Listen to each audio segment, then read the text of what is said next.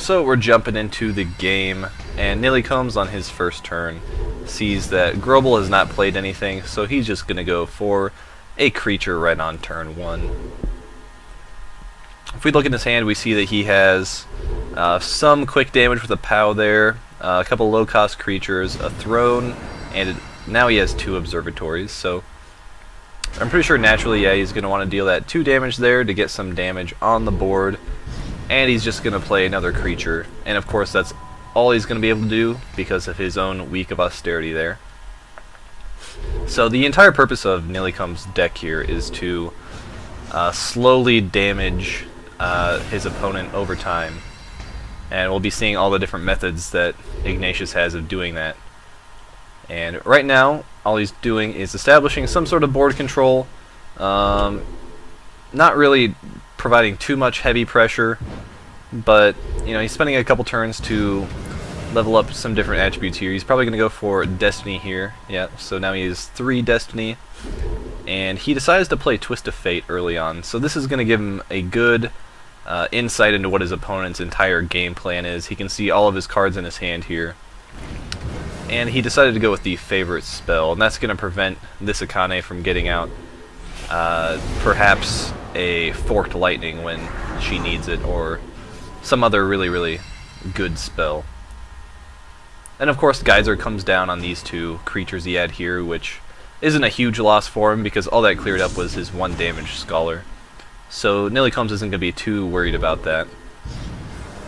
He does decide to go ahead and play his POW to bring his opponent down to 14 health, and he decides not to attack with his Demented here. And that is a purely defensive play, so instead of attacking to make the Rakshasa move down, he's instead just using this Demented as a blocker now. And again, this is another turn where there's a Week of Austerity in play, so that's going to affect Grobyl's attempts at getting more creatures on the board. So all he's able to play is a Tutor, and that is it. He actually ends his turn, only dealing 1 more damage again.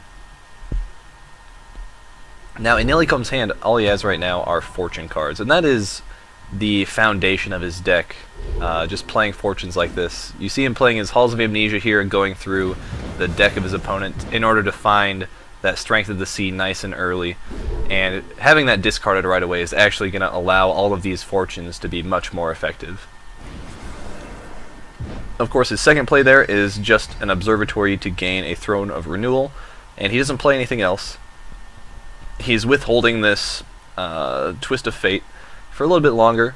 Next turn he can level up to 5 Destiny, and Ignatius' special will actually be made use of here soon, which is when he has 5 Destiny here, and the first time he makes it his opponent discard, they actually take damage to their hero.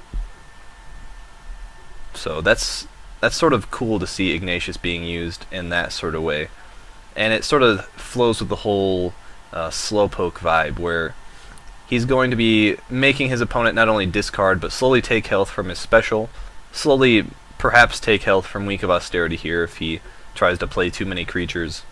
And then of course he also has those cards like Altar of Destruction that are going to be dealing small amounts of damage over time as well. So we see Grobyl here is trying to figure out how best to play his own hand, because typically these Akane decks are going to be filled with a lot of spells, and those spells are going to be used to clear the board to sort of help his weaker creatures just maintain control, play defensively until slowly they whittle down the opponent. So Nillicomes does decide to level up to 5 Destiny, playing his Twist of Fate now. He can discard any card in this hand here, so he could go for the Forked Lightning, he could go for the Ice Spikes to try to slow down any sort of wombo combo play, but he's not really that interested in that since he's not going to be flooding the board with creatures. So instead he takes out the POW Deathseeker, as he realizes that's actually probably going to be his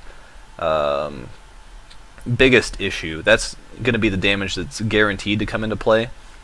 Having these 3 thrones in his hand already means that he can continually keep the board clear whenever he needs to, so getting rid of that quick attack damage is probably a priority for him. And we see Grobyl here. He does get a turn where Weak of Austerity is not in play, but he still is only able to get out these 2 Tutors and 1 Rakshasa. It's pretty obvious that he has a good majority of low-cost creatures, a lot of high-cost spells, and then maybe just a few higher-cost creatures. So on Nillicomes' turn, we see he still has 2 thrones in his hand. He does also have 2 observatories, so he can always fetch another throne whenever he wants. But he decides to save those, and also save his inheritance, and just use the throne. So he's keeping all of his options available in his hand, and trying to see what Grobyl's going to do on this turn.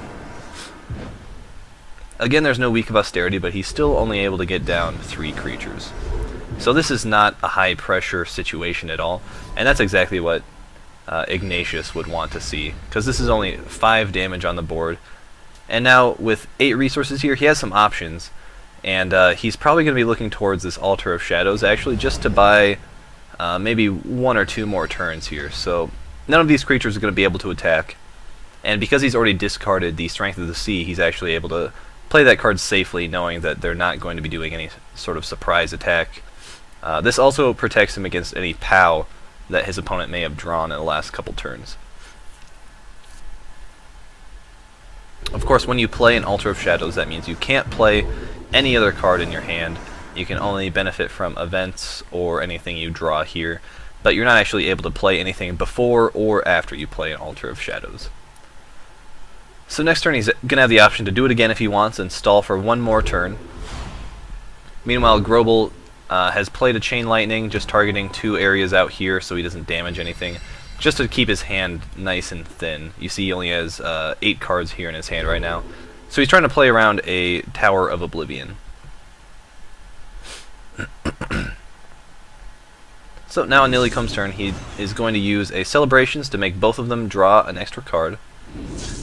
And then he draws a card with his hero ability and decides to use a Throne. Now, the cool thing about using a Throne is it takes you down to 0 resources, but if you happen to have an Inheritance card, it gives you 3 resources when you're down to 0. So he's actually able to combo that with a Campfire in order to play his Caller of the Void here, and also a Halls of Amnesia, which forces him to discard, also dealing that 2 damage from the Ignatius special ability. And I'm pretty sure, Sean, that the Akane's ability doesn't let you pick up unique spells.